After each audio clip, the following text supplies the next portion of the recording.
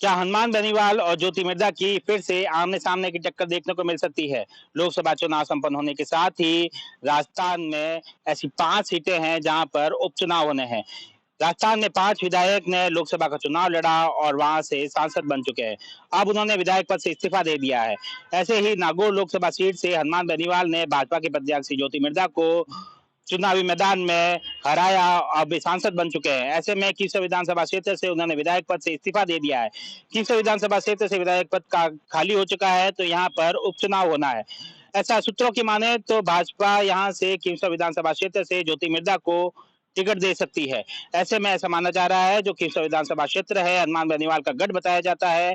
इसमें अगर ज्योति मिर्धा चुनाव लड़ती है तो हनुमान बेनीवाल और ज्योति मिर्धा की आमने-सामने की लड़ाई होगी।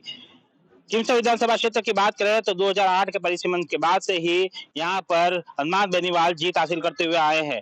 उन्होंने 2008 के विधानसभा चुनाव में भाजपा का हिस्सा रहते हुए चुनाव लड़ा था और यहाँ से जीत हासिल की थी। इसके बाद में 2013 के विधानसभा चुनाव से ठीक पहले उन्हें पार्टी से निष्कासन देखने को मिला। इसके बाद में उन्होंने 2013 में निर्दलीय चुनाव लड़ा और यहाँ से जीत हासिल की। 2018 के विधानसभा चुनाव से ठीक पहले उन्होंने राष्ट्रीय लोकतांत्रिक पार्टी का गठन किया और अपनी ही पार्टी से उन्होंने चुनाव लड़ा।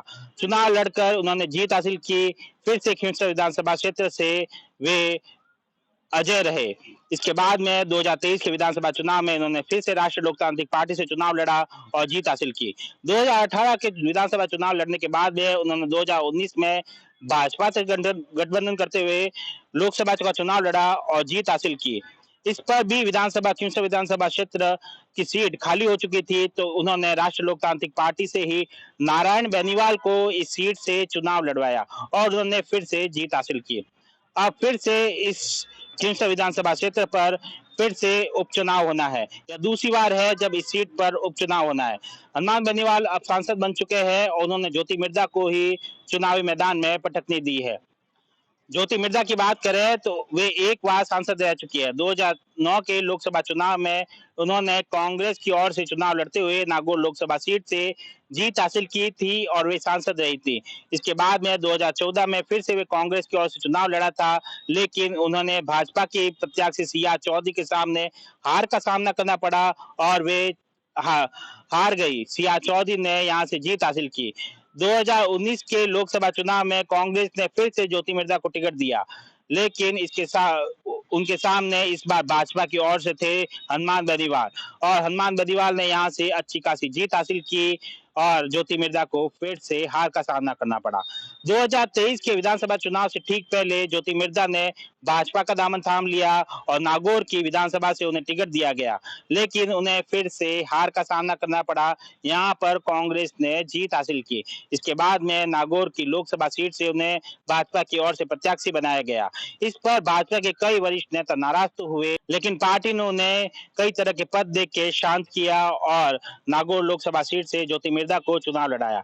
लेकिन इंडिया गठबंधन का हिस्सा रहते हुए हनुमान बेनीवाल ने यहाँ से कांग्रेस की ओर से चुनाव लड़ा और यहाँ से जीत हासिल की। लगभग 42,000 वोटों से ज्योति मिर्धा को पटकने दी है। कहीं न कहीं ज्योति मिर्धा को इस बात की ठीस है। अगर ज्योति मिर्धा का रिकॉर्ड देखा जाए तो अभी तक उन्होंने 5 से ज्यादा चुनाव लड़े, लेकिन एक में ही 2009 के लोकसभा चुनाव में ही उन्होंने जीत हासिल की। जब 2009 के लोकसभा चुनाव में उन्होंने जीत हासिल की थी, तब उन पे कई तरह के आरोप लगे थे। ऐसा माना जा रहा था कि वे कोई बड़े कार्यक्रम के अलावा अपने संसदीय क्षेत्र में नहीं दिखाई देती थी। कोई बड़े कार्यक्रम होने पर ही वे अपने संसदीय क्षेत्र आती थी और लोगों की सुनती थी। इस पूरे मुद्दे को विधानसभा हो या लोकसभा चुनाव में विपक्षी पार्टी ने खूब भुनाया और कहा कि ये बाहरी है और यहाँ की नहीं है। ऐसे में उन्होंने यहाँ पर मकान भी खरीद लिया और जवाब भी दिया।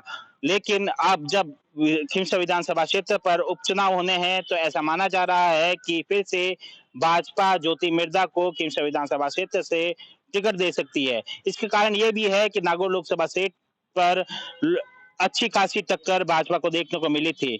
यहाँ पर मुकाबला टक्कर का था और ओपिनियन पोल, एग्जिट पोल में ऐसा माना जा रहा था कि भाजपा यहाँ से सीट निकाल लेगी, लेकिन हनुमान बेनीवाल ने यहाँ से जीत दर्ज कर ली, लेकिन जीत का मार्जिन ज्यादा नहीं था। ऐसे में ऐसा माना जा सकता है कि हनुमान बेनीवाल को परास्त करने के लिए ज्योति मिर्धा को फिर से चुनावी मैदान में उतारा जा सकता है।